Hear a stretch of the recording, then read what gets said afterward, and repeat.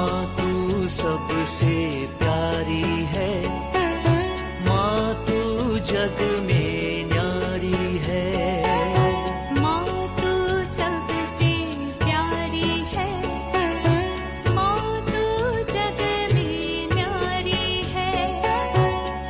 अपने आंचल में रखना, अपने आंचल में रखना। हमें वरदानों से भरना। माँ तू सबसे प्यारी है, माँ तू जग में न्यारी है। माँ तू सबसे प्यारी है, माँ तू जग में न्यारी है। Mr. Rajan Samuel, a great missionary in Hindi heartland, first class with distinction.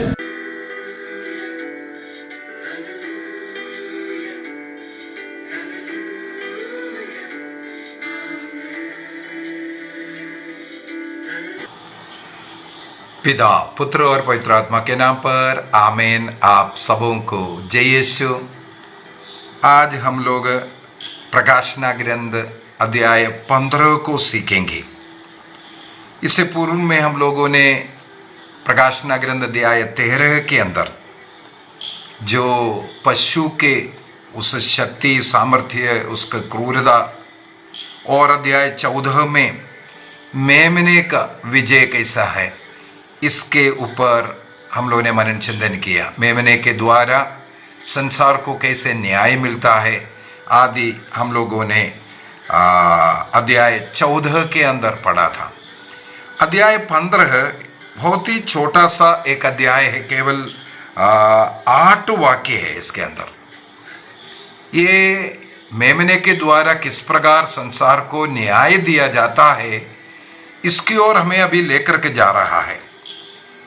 अध्याय 15 के अंदर ही 7 प्याले के विषय में हम लोगों को पढ़ने के लिए मिलेगा, और अध्याय 16 में ये जो 7 प्याले का ही वर्णन है, उसके द्वारा संसार में क्या होने वाला है।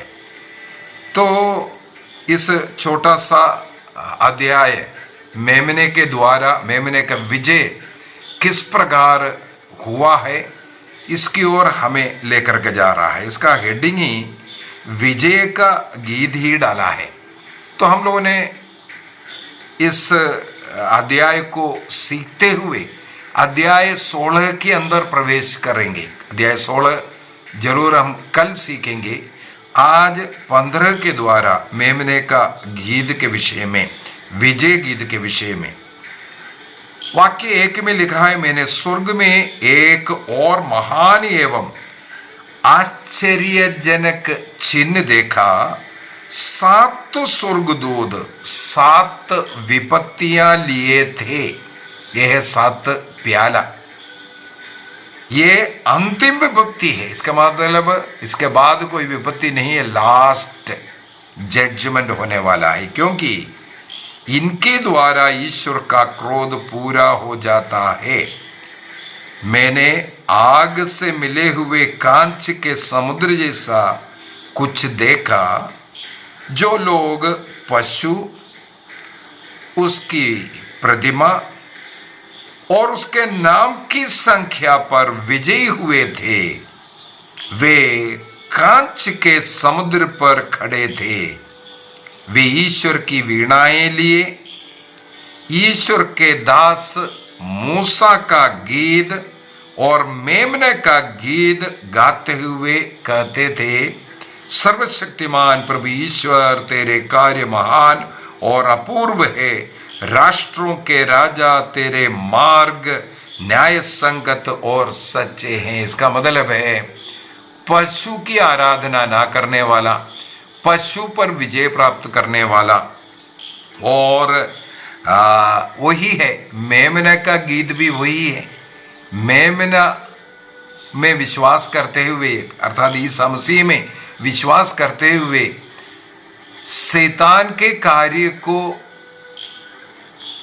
अपने से दूर करने वाले शैतान के सामने सिर ना झुकाने वाले, अपने विश्वास में दृढ़ रहने वाले, ऐसे लोगों का विजय गीत के विषय में हम लोग यहां पर पढ़ते हैं। यहां पर सबसे पहले लिखा है एक महान और आश्चर्यजनक चिन्ह। प्रकाशना ग्रंथ अध्याय 12 वाक्य 1 में और वाक्य 3 में हम लोगों को इस प्रकार का चिन्ह के विषय में लिखा हुआ है। अभी ये तीसरा एक बड़ा चिन्ह है, आश्चर्यजनक महान चिन्ह। क्या है? 7 अंतिम विपत्ति के विषय में।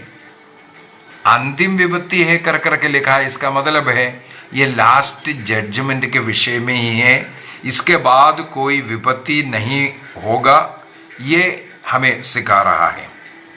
इसके बाद लिखा है ईश्वर का क्रोध इसके द्वारा पूर्ण होता है। क्रोध यहां पर लिखा है, इसका मतलब ईश्वर न्यायी ईश्वर है, उनका न्याय पूर्ण होगा, अधूरा नहीं छोड़ेगा, ये अर्थ बता कर देने के लिए है। और यहां पर जो लिखा हुआ ये अंतिम शब्द बहुत ही महत्वपूर्ण है, क्योंकि ये पश्चाताप करने का, पाप को छोड़कर ईश्वर की ओर मुड़ने का एक अंतिम अवसर है।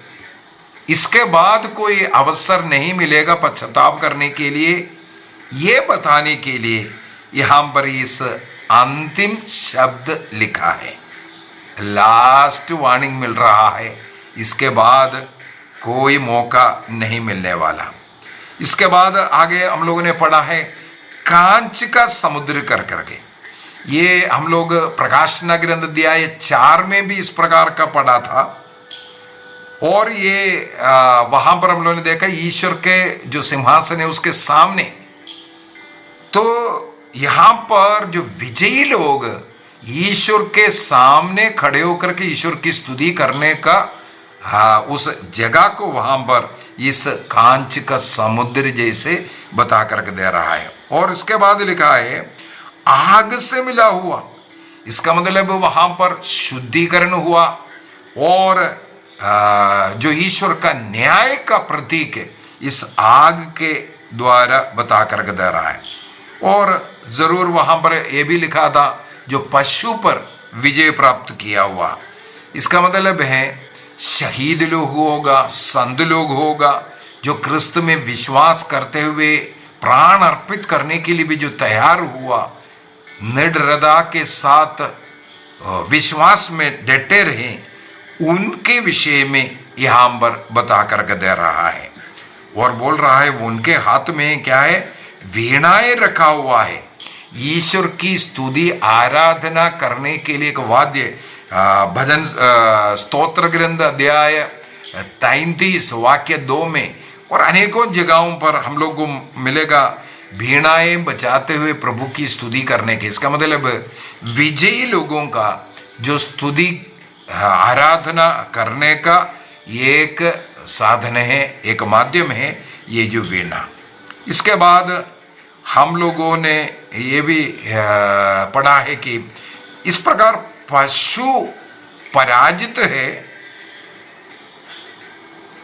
और विश्वासी लोग पशु पर विजय प्राप्त कर वो स्वर्ग में विजय का गीत गा रहा है। अध्याय 15 का वाक्य 3-4 में भी अगर हम जाएंगे, जिसको हम लोगों ने अभी पढ़ा था, तेरे कार्य महान और अपूर्व है, राष्ट्रों के राजा, तेरे मार्ग न्याय संगत और सच्चे हैं। प्रभु कौन तुझ पर श्रद्धा और तेरे नाम की स्तुति नहीं करेगा, क्योंकि तू ही पवित्र है। सभी राष्ट्र आकर तेरी आराधना करेंगे, क्योंकि तेरे न्याय संगत निर्णय प्रकट हो जाए।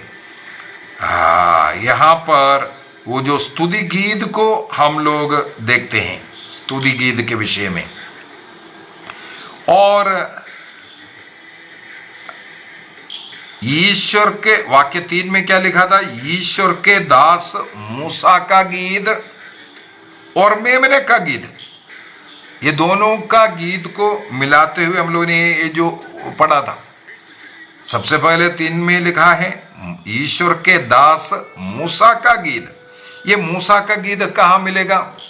हमें मालूम है इस्राएली लोग लाल सागर को विभाजित कर जो मरुभूमि में प्रवेश किया था, मिस्र के राजा और उनके सेना सब उस समुद्र में डूब जाते हैं। इस्राएली लोग सूखे धरती पर चल करके उस नदी को, उस समुद्र को पार कर मरुभूमि में प्रवेश किया।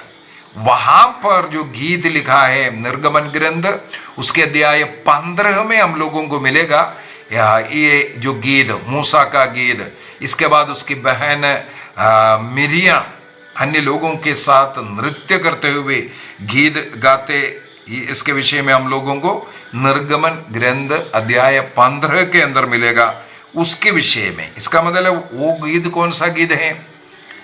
ईश्वर की विजय का गीत है। मूसा ने भी गाया, मिरियम ने जो गाई है, नृत्य किया है, विजय गीत। इसके बाद दूसरे क्या लिखा है? मेमने का गीत।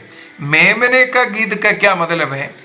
ईसा मसीह ने अपने क्रूस मृत्यु के द्वारा संसार को जो मुक्ति प्रदान किया है, उस नया विधान, उस मुक्ति विधान, वो मेमने का गीत है। तो इसका मतलब उस मेमने का गीत और मूसा का गीत वे लोग गाए कर करके, यहाँ पर हम लोग वाक्य 3 और 4 के अंदर पढ़ा है। ये दोनों गीत को यहाँ पर एक साथ बता रहा है। इसका मतलब पुराना विधान और नया विधान एक ही मुक्ति का घोषणा करता है, एक ही मुक्ति का गीत है, ये बताने के लिए ईश्वर के दास मूसा का गीत और मेमने का गीत बोल करके दोनों गीतों को मिला करके बोल रहा है। इसका मतलब है पुराना नया विधान एक ही मुक्ति की कहानी है, गीत है। इसके बाद बोल रहा है सभी जातियों का राजा।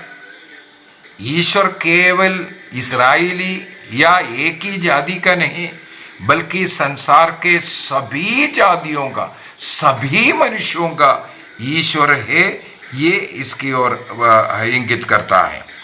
तू ही एकमात्र पवित्र है। इसका मतलब पवित्रता का पूर्णता। स्वर्ग में स्वर्गदूत निरंतर पवित्र पवित्र पवित्र 3 बार जहां कहीं भी हम पढ़ेंगे वहां पर यही शब्द लिखा हुआ मिलेगा, पवित्र पवित्र पवित्र बोल करके। इसका मतलब पवित्रता का पूर्णता हमारा ईश्वर है, वो ईश्वर पवित्र है। इस ईश्वर ने भी यही कहा मैं पवित्र हूं, इसलिए तुम भी पवित्र बनो। पेतरुस का पहला पत्र अध्याय 1:15 में भी यही लिखा है, जिसने तुम्हें बुलाया वह पवित्र है, इसलिए तुम भी सब बातों में, सब आचरण में पवित्र बने रहना है। और इब्रानियों का पत्र अध्याय 12 के अंदर हम लोग पढ़ते हैं पवित्रता के बगैर कोई ईश्वर का दर्शन नहीं कर सकता, क्योंकि ईश्वर पवित्रता का पूर्णता है, ये यहाँ पर बता करके दे रहा है। इसका मतलब पुराना विधान और नया विधान एक ही मुक्ति का विषय में सिखा रहा है, ये बता करके दे रहा है। निर्गमन ग्रंथ अध्याय 15 वाक्य 1 से लेकर के 18 तक अगर पढ़ेंगे वहां पर मूसा का गीत के विषय में, वो मिस्र से मुक्ति प्राप्त करने के बाद, और नए विधान में मेमना का गीत पाप से मुक्ति प्राप्त करने के बाद, यह जो है ये दोनों एक मुक्ति है, एक गीत है, ऐसा यहां पर वर्णन किया।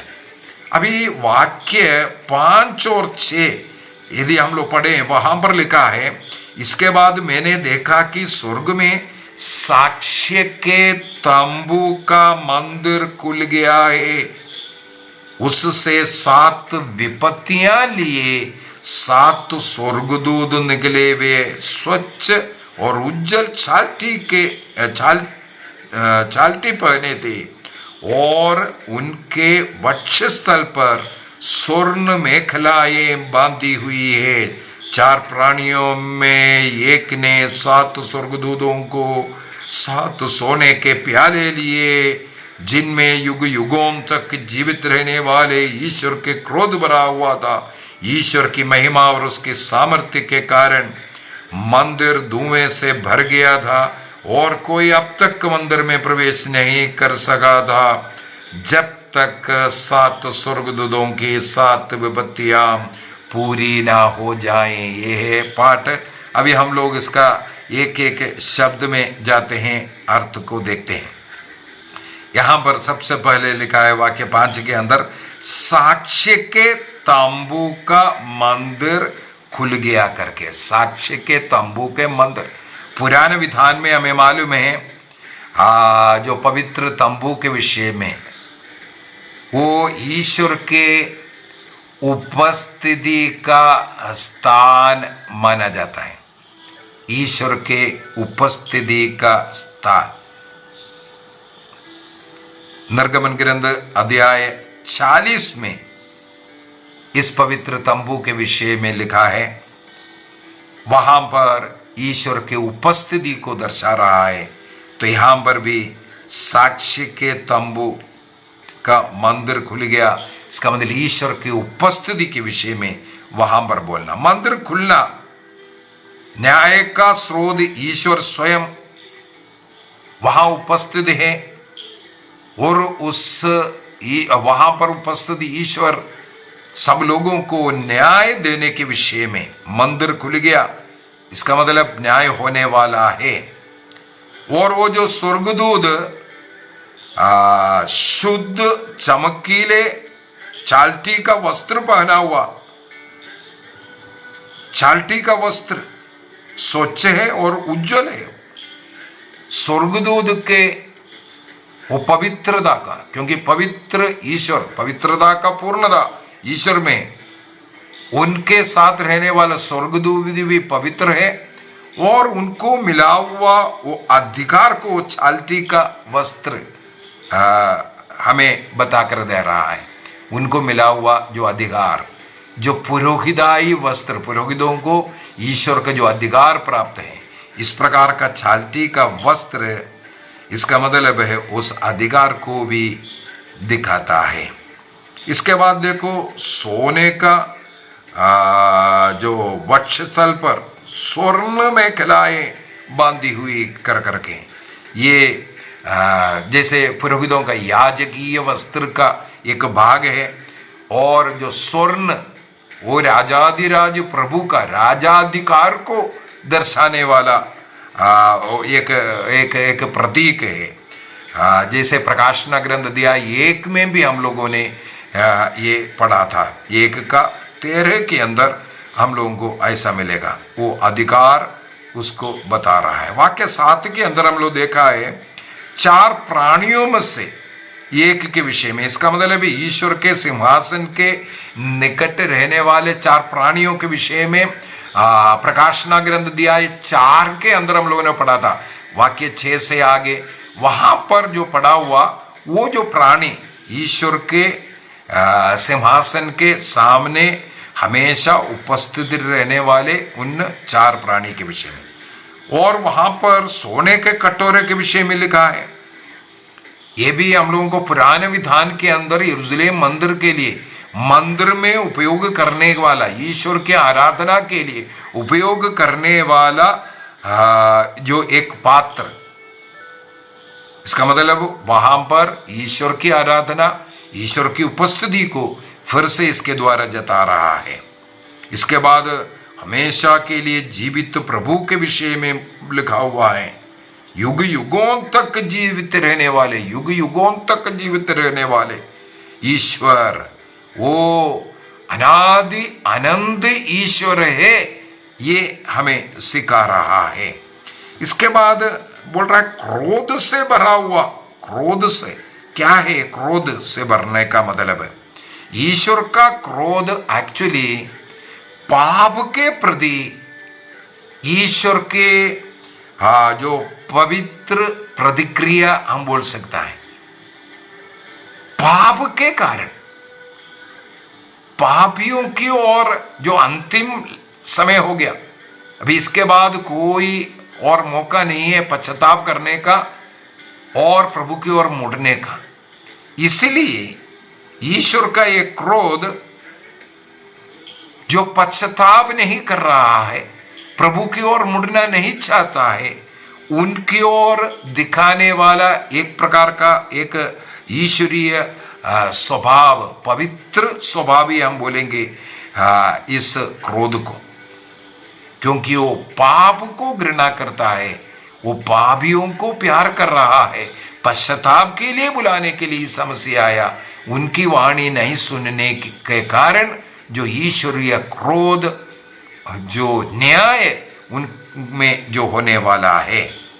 इसका मतलब हमारे मानवीय गुस्सा के साथ, मनुष्यों के जो गुस्सा हम लोग जो दिखा रहे हैं उसके साथ ईश्वर के इस क्रोध को हम कंपेयर करके नहीं देखना है, उस प्रकार का नहीं। जहां पाप है, जहां अन्याय है और पश्चाताप नहीं कर रहा है, वहां पर ईश्वर का वो पवित्र न्याय, उसी को दिखाने के लिए क्रोध यहां पर बताया। और आखिरी वचन में जाते हैं, वाक्य 8 के अंदर। वाक्य 8 के अंदर हम लोग पढ़ते हैं, धुएं से भर गया करके। निर्गमन ग्रंथ अध्याय 40 में भी जहां ईश्वर को उपस्थिति है, उसके विषय में ईश्वर के उस तंबू में धुआं भरने का विषय में, जब कभी ईश्वर की उपस्थिति को दर्शाना है, वहां वो उस धुआं को दिखा रहा है। अध्याय निर्गमन ग्रंथ अध्याय 40 वाक्य 34 और 35 में हम लोग ये पढ़ सकता है। मूसा ने जो तंबू बनाया था उसमें ईश्वर की महिमा इस प्रकार उत्तर आया करके लिखा हुआ है। और राजाओं का पहला ग्रंथ अध्याय 8 वाक्य 10 और 11 में जब सुलेमान ने ईश्वर के लिए मंदिर बनाया, उसकी प्रतिष्ठा करते वक्त सुलेमान जब प्रार्थना कर रहा था, ईश्वर की महिमा वहां पर उतर आया था। इसलिए उस अति पवित्र स्थान पर केवल महापुरोहित वर्ष में एक बार प्रवेश कर सकता है, अन्य पुरोहित वहां प्रवेश नहीं कर सकता, क्योंकि ईश्वर की महिमा से भरा हुआ वो स्थान है। इसलिए वहां पर लिखा है, कोई वहां पर प्रवेश नहीं कर सकता। अभी पश्चाताप का मौका नहीं है, पश्चाताप करने का मौका समाप्त हुआ और अभी न्याय का समय है, ये बताने के लिए ही लिखा है। वहां पर कोई तब तक मंदिर में प्रवेश नहीं कर सकता जब तक 7 स्वर्गदूतों के 7 विपत्तियां पूरी ना हो जाएं। अर्थात पश्चाताप करने का जो मौका, जो अवसर आपको दे चुका है, वो अभी खत्म हो गया, जब तक पूरी ना हो जाए। इसका मतलब ईश्वर का न्याय 100% होना है, वो अपरिवर्तनीय है। इसलिए हमें अभी जो जीवन में जो अवसर मिला है उसको इस्तेमाल करना चाहिए। जब ईश्वर का न्याय का समय आएगा, हम गिड़गिड़ाएंगे, तो अब पश्चाताप करने का मौका है, ये सिखाने के लिए। थोड़ा सा मैं इस अध्याय 15 को पुराने विधान के साथ थोड़ा सा जोड़ना भी चाहूँगा। पुराने विधान के साथ कुछ ऐसे बातें हैं, वो हम लोगों को पुराने विधान में यहाँ पर लिखा हुआ बातें मिलेगा। सबसे पहले जो कांच का समुद्र ईश्वर के सिंहासन के सामने, निर्गमन ग्रंथ अध्याय 14 के अंदर वहां पर लाल सागर के विषय में लिखा हुआ है, जहां पापियों को नष्ट किया और जो इस्राएली लोग उसे पार किया था, उससे जुड़ता है ये लाल सागर व विपत्ति विनाश उनका पापियों के लिए किया है। तो यहाँ कांच का समुद्र जो उसको पार कर करके, इसका मतलब स्वर्ग में जो प्रवेश किया, उनको दर्शाने के लिए। और यहाँ पर वो जो बोला है मेमने का गीत और मूसा का गीत कर करके, उनमें से मूसा का गीत, जैसे मैंने पहले बोला, निर्गमन ग्रंथ अध्याय 15 में वाक्य 1 से लेकर के 18 तक ये विजय गीत है। इसके बाद मंदिर में दुआ के विषय में, यहाँ पर जो मंदिर में दुआ दिख रहा है निर्गमन ग्रंथ अध्याय 40 में, इसी प्रकार वाक्य 34 से आगे, और उसी प्रकार सुलेमान ने मंदिर बनाया, पहला राजा अध्याय 18 वाक्य 10 में भी इस प्रकार ईश्वर की महिमा उतरते वक्त ये दुआ, इसका मतलब यहाँ पर जो दर्शन है ईश्वर की महिमा को प्रकट करने के लिए। और 7 विपत्तियों के विषय में 7 प्याले लिए हुए, हमें मालूम है निर्गमन ग्रंथ के अंदर इसी प्रकार मूसा नबी के द्वारा मिस्र देश में 10 विपत्तियां, 10 वहां पर 10 विपत्तियां, निर्गमन ग्रंथ अध्याय 7 से लेकर के 12 तक के अध्यायों में 10 विपत्तियां मिलेगा। यहाँ उसी प्रकार 7 विपत्तियां, वहां उन 10 विपत्तियों के द्वारा मिस्र देश के गुलामी से इसराइलियों को निकाला। इन 7 विपत्तियां, जो पश्चाताप नहीं कर रहा है, जो पाप में पड़े हैं उनको दंड, और जो लोग उस पशु का आराधना नहीं किया, केवल मेमने के साथ जुड़े रहा, कष्ट पीड़ा सहने के लिए तैयार हुआ, उनको मिलने वाला जो विजय का समय है। और सोने के कटोरे के विषय में भी हम लोगों को लेवी ग्रंथ अध्याय 16 में ये प्रभु की आराधना के लिए उपयोग करने वाले जो पात्र, उसके विषय में महायाजक का जो कटोरे के विषय में सब हम लोगों को पढ़ने के लिए मिलता है। संत अगस्तिन कहते हैं ईश्वर का क्रोध पाप की एक प्रकार का स्वाभाविक सजा है। पाप तुम्हें दंड देता है, जो पाप करता है वो पाप उसे दंड देता है। ये किसी बदले का भावना या ईश्वर का क्रोध, गुस्सा, मानसिक रीति से इसको देखना नहीं, ये एक स्वाभाविक सजा के विषय में है करके संत अगस्तिन सिखाते हैं। और अध्याय 15 के अंदर हम लोगों को हमारे जीवन में उतारने के लिए 3 बातें बता कर जो दे रहा है। सबसे पहले हम लोगों को जो अविश्वासी बनकर के जो मूर्ति पूजा या जो पशु के जो आराधना, ये सब नहीं करना चाहिए। जो लोग पशु के सामने झुकेंगे नहीं, उसका छाप नहीं लेंगे, वे स्वर्ग में विजयी प्राप्त करेगा। ये पहला संदेश। दूसरा संदेश, हर एक मनुष्य के जीवन में एक न्याय पक्का होना है। हमने जो कर्म किया है उसके अनुसार सब बातें, आज भी हमारे जीवन में अनेकों गुप्त बातें होगा, किसी को मालूम नहीं, लेकिन उस न्याय के समय सबके सब सबों के सामने वो प्रकट होगा। ये बात यहां पर सिखा रहा है। तीसरी बात, अभी हम लोग जो जी रहा है, हमें अवसर है पश्चाताप करने के लिए, लेकिन इसके बाद वो मौका नहीं मिलेगा। इसके बाद न्याय का समय है। आज के इस 15वें अध्याय में हमें यही वार्निंग दे रहा है, आज मन परिवर्तन कर लो, आज पश्चाताप कर लो अपने पापों के प्रति, कल ये मौका शायद हमें नहीं मिलेगा। आइए हम अपनी आंखें बंद करें। आज हम लोगों ने बहुत ही सुंदर एक छोटा सा अध्याय प्रकाशना ग्रंथ 15 के अंदर विजयी लोग किस प्रकार ईश्वर के सामने विजय गीत गाते हैं, और न्याय का समय जो आया है इसके विषय में सुना। हम प्रभु से प्रार्थना करिए, न्यायी और पवित्र ईश्वर, तेरे मार्ग न्यायी और सत्य है प्रभु। हम भी जैसे मूसा और मेमने का वो गीत है, जैसे स्वर्ग में स्वर्गदूत गाते हैं, उनके साथ हम भी गाएं। हम कभी पाप का स्वाद नहीं लेंगे, पापी लोगों के संगति नहीं करेंगे, पशु की शक्ति से हम नहीं डरेंगे, चिन्ह चमत्कार को देख करके हम सत्य कलीसिया से अलग नहीं होंगे, प्रभु का शरीर और रक्त को रोज ग्रहण करेंगे, प्रभु का साक्षी देने के लिए जो कलीसिया प्रभु ने बनाया उसी कलीसिया से जुड़े रहेंगे, क्योंकि तू ही एकमात्र ईश्वर है, तू ही एकमात्र पवित्र ईश्वर है। आमीन।